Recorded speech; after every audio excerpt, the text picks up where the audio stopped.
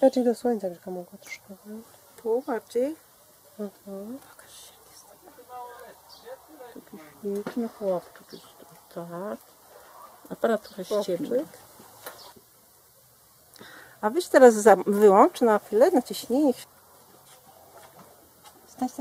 Stój. Stój, mała myszy, stój. Całą postać pyska, wiesz? I z boku Władziu, nie przód.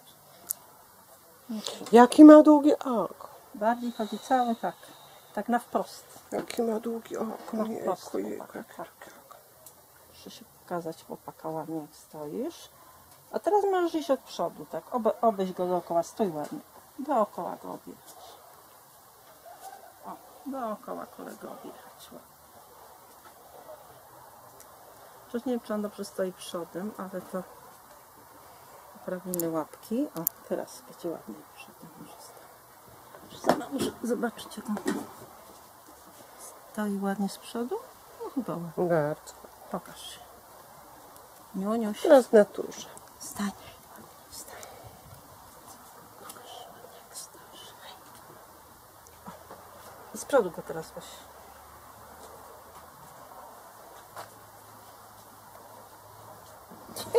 Uciekam.